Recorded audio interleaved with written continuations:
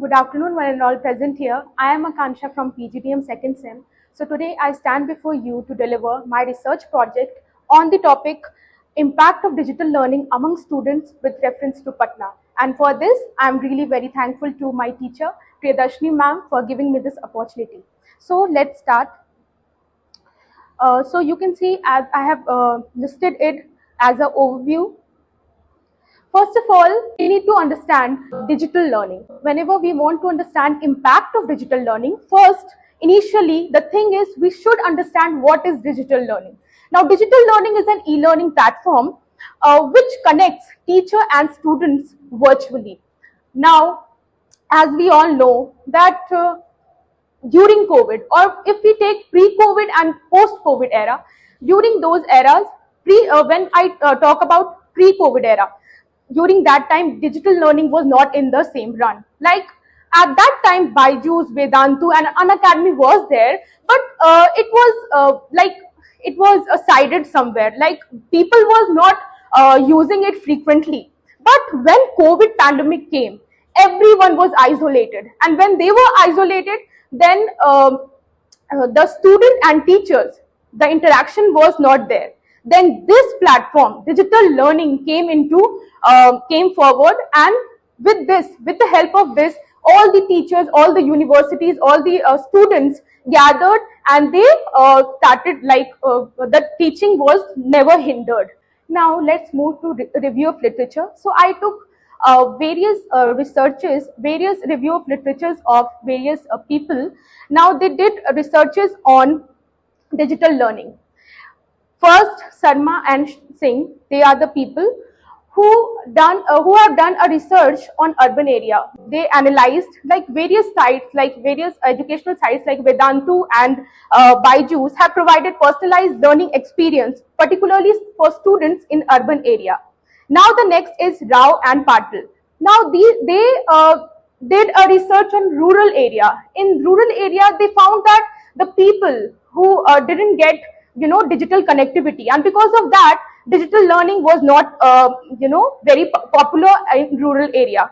The third, research by Nair, and it is done in 2022. Now he did a research in which he analyzed that peer interaction is somewhere lacking in digital learning. Now I'll move to the gap analysis. As we all know that in digital learning, everything has twofold motives, like they have positive as well as negative aspects as well. So here I have given a gap of literature review. In this gap, I analyzed that digital learning is lacking in rural areas. Like in rural areas, they didn't have internet connectivity, and also if I'll talk particularly in Patna, because my research is basically from among the students in Patna. So in Patna, there is also some areas where digital connectivity is lacking. Due to that, the creativity, problem solving skills, and all the critical thinking, these things are lacking behind. So these are the gaps which I studied from this review of literature. Now the next is research objective. As we all know that everything has its own objective. So digital learning is a thing where it has its own objective. So first is assess the effectiveness of digital learning platform. Now digital learning helps in assessing the effectiveness, like the students in growing in academic performances. The student engagements are there in digital learning. In digital learning, students get interacted with teachers and students virtually. The next is examine the development of critical skills. Now in this, digital learning helps in improving critical thinking among students. Creativity is also improving, and the problem solving skills are also improving. The third is identify factors influencing digital education outcomes. Now, in this, as we can see that to identify and analyze factors such as infrastructure, teacher preparedness, and social economic status that affects the effectiveness of digital education in Patna. Now, the fourth is provide recommendation for policy and practices. Now, digital learning also helps the policymakers and educators to know that how it is taking place, and it also helps in improving digital learning platforms.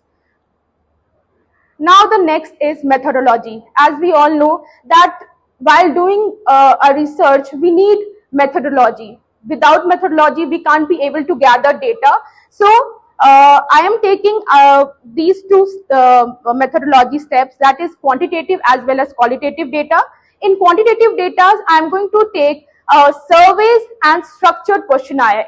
Now it can be open-ended as well as close-ended as well, because in this, why I'm taking structured questionnaires, because on those questionnaires, I am going to shortlist all those questions which I think that they can relate with it, and they can easily answer without any foundation. Now qualitative data. I am also going to take interviews with students and teachers, like how digital learning has influenced their way, and how they are if they are happy or not. I am going to study the impact of it. So if they are happy or not, or what are the repercussions, what are the topics, what are the drawbacks are there in digital learning.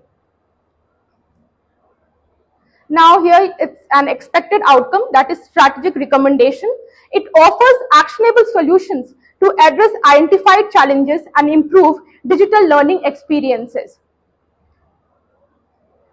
I have also made some research questions. Now my research questions are: what is the impact of digital learning on academic performance of students in India?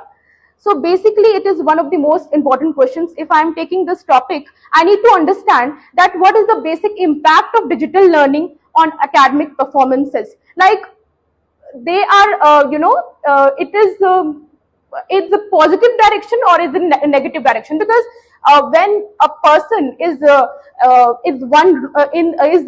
taking one room and he is isolated, then he might be using some other things, because you are only using your laptops and all, and it might they might be not very consistent in that manner. So this question is very much important.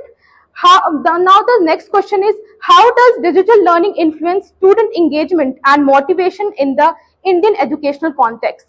Now I also wanted to know that digital learning does it is influencing a student engagement or not? Like, students and teachers are engaging or not?